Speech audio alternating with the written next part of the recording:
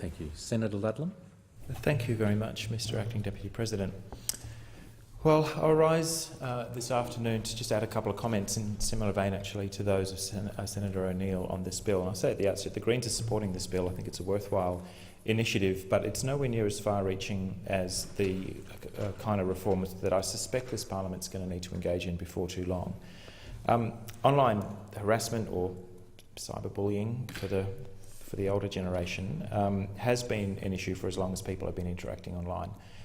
When we conducted the Joint Committee on Cyber Safety conducted its inquiry quite a few years back now, 2011 or 2012, into safety for kids online, the number one issue that came right through the middle of all the others was bullying. And one of the most powerful pieces of evidence that we took, because there was a panel of young people who were invited to give their views, not directly to the committee but through a mediator, was that kids don't really talk about cyberbullying. Appending the word cyber to things is what this Parliament does, not what kids do. There's a continuum of bullying that no distinction really is made, and that it was the kids who are most likely to be getting bullied and harassed and picked on in the playground that are the same kids that are likely to have this horrific behaviour following them home after school, and there was no distinction there at all that had been made.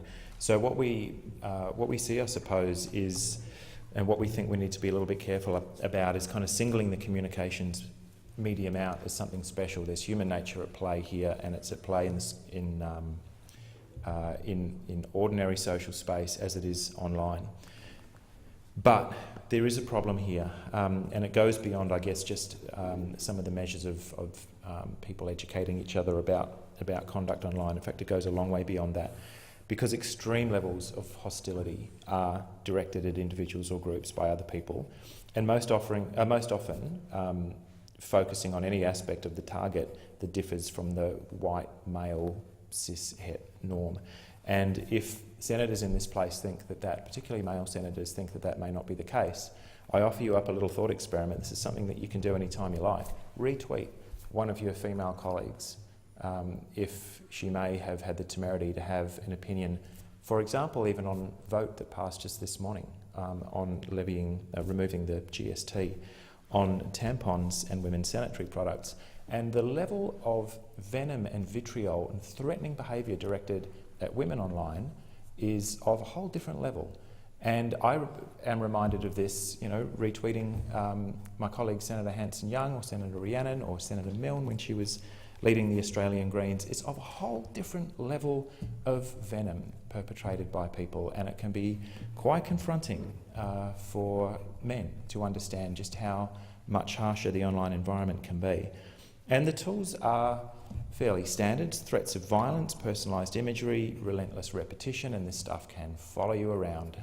And if you enjoy online spaces and the social networks, social contact with people that they bring, it can be incredibly intimidating and also actually quite difficult to have accounts pulled, and that's the kind of anonymous stuff that we're talking about. And then there's doxing, a release of private, personally identifying information, and it can escalate to publication of target's home and work address, and that just adds and makes more physical the kind of menace that can be levied at people.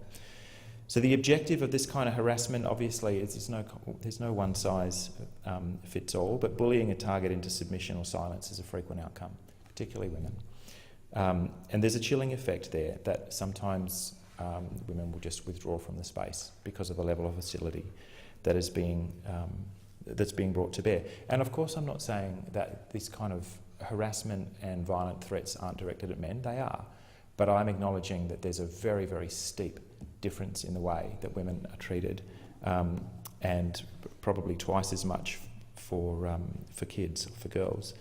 And only the most simplistic understanding of the importance of free speech would place a greater importance on the ability of an emboldened and frequently anonymous few to speak without consequence over the ability of a much more diverse but potentially less empowered crowd to participate in speech or social conduct online at all. So all efforts to address harassment have to address what are sometimes pitched as competing notions of protection and censorship or support and silencing. And in the Greens, we've had frequent run-ins going back years with government frontbenchers on targeted imposition on people's digital rights. So we have to very carefully scrutinise any legislation that affects digital rights coming from this government. The perpetrators of online harassment use very powerful communications mechanisms of the internet to intimidate, silence and harass people. One of the best ways to combat coordinated online harassment is counter-speech, or the kind of social support that you get offline if somebody's been victimised of bullying, using the same communications tools to organise and to call out harassers' behaviour, and ensuring that minority groups and already vulnerable people are not limited in their ability to respond and defend themselves. Now, some of that is whether the social networks, nearly all of them based offshore, have appropriate mechanisms for that kind of community self-protection. How long does it take for somebody levying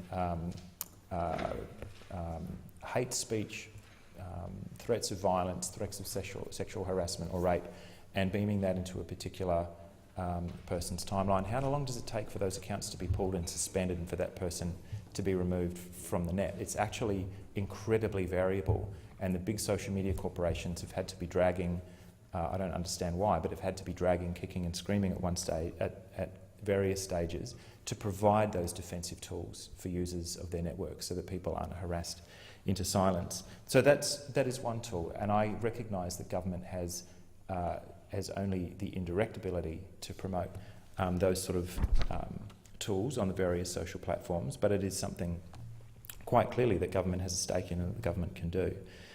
Another key way to combat online harassment is to have strong protections for online anonymity.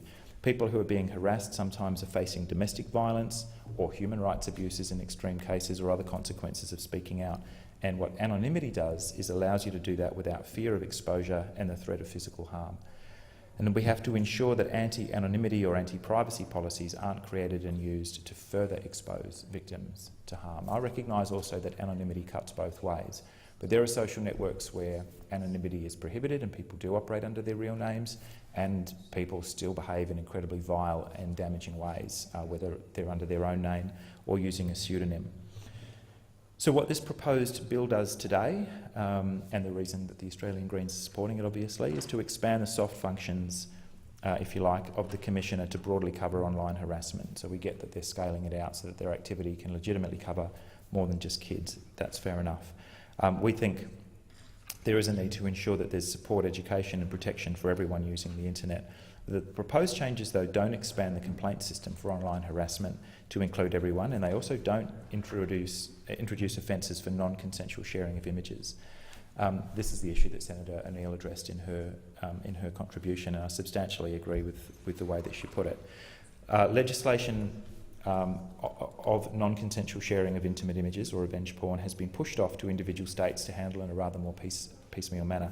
So some states, including Vic, SA and WA in a domestic violence context, have moved to criminalise it. The ACT Greens have draft legislation for that. The UK, the New Zealand, and here in our own Parliament, I acknowledge our colleagues in the other place, Ms Terry Butler and Mr Tim Watts, proposed a private members bill to criminalise the act, and that's as long ago as 2015, with the Senate committee in Feb 2016 recommending that non-consensual sharing of intimate images should be criminalised. So the work's been done in this Parliament, which is something of a surprise then to not see it in this bill. The current laws relating to the use of a carriage service to menace, harass or cause offence are insufficient to protect people from intimate image sharing and are subject to grey areas where intent to cause those impacts must be proven. And quite frankly, the burden of proof should be the other way around. It really should. We know the government's thinking about it because there's been, from Senator Fifield, the communications portfolio, a discussion paper out that closes on the 30th of June that proposes a regime of steeply increased civil penalties for this kind of behaviour. So we know that it's on the government's mind, but I have to wonder why on earth a substantial reform like that isn't in this bill. Like, what better opportunity to have just got that done? I think we will want to take a close look at legislation when it comes forward, but I don't think it's going to be all that controversial to steeply increase the penalties and provide more nuanced legal framework for prosecutions. So any legislation in this place obviously has to very carefully address safety concerns without opening up Australians to censorship or invasion of privacy. Online harassment is often targeted at people who are already vulnerable, whether they're kids or whether they're older, whether they be racial and religious minorities, women and kids. And we have to be very careful to ensure that any laws aimed to protect these people are not instead used to further silence and expose them. Now, Senator Brandis, in an article of the week before last, made some sweeping and completely wrong assertions that young Australians don't care about privacy. He thinks that young people, or the Facebook generation as he calls them, are too busy spending their time Instagramming their smashed avocado to care about privacy. But as the cartoonist John Kudelka rather colourfully put it last week, there's a difference between Instagramming your lunch and being forced to have your stomach pumped. And people are living more and more of their daily lives online, and I think we should all assume that that is a safe place to congregate, as much as Town Square is a safe place, or should be a safe place to congregate. The government, therefore, should be looking for more ways to uphold and increase protection of people's rights and safety as we migrate online. So a broader commissioner for e-safety is a good start, and I must admit we voted for the establishment of the e-safety commissioner going back a couple of years. I was a little bit unsure at the time as to whether it was going to be a fairly superficial addition, but I think we could all agree here that it has been a worthwhile appointment, that they do good work, and that's why the broadening of their mandate is certainly a good start. But we also need to ensure at the same time that people's digital rights are not compromised. The Prime Minister has made it fairly clear that he wants to further erode those rights, while simultaneously opening up citizens, businesses and governments to fraud, theft and attack, actively making them less safe online. I'm talking, of course, of one of the key mechanisms for protecting privacy and security online, which is encryption. That is why, and I know this is out of scope of today's bill, but I did want to put it on the record, the Greens propose a Digital Rights Commissioner to work within the Australian Human Rights Commission, whose mandate would be precisely these kind of issues. It is a specialised area and it's easy to go wrong. We believe that one of the things that the Human Rights Commission could usefully do would be to have somebody in there with specific expertise on digital rights, on the online space and on how people can protect themselves online. And that's a role that we established and outlined prior to the last election. It's not an enormous cost at all, considering what's at stake for people, and we think it would complement the work, the existing important work that the Human Rights Commission do. So the role that we proposed would involve, among other things, scrutinising legislation, advising governments directly, departments, a general public advocacy role, and I think, if anything, the last week has shown that we desperately need it. So we look forward to the government bringing forward legislation. We urge them not to delay. A lot of work has been done on the opposition benches, on the crossbench, and I would argue probably within government as well. There's no need to delay more sweeping reforms, we believe, any longer, but in the meantime we're happy to commend this bill to the Chamber.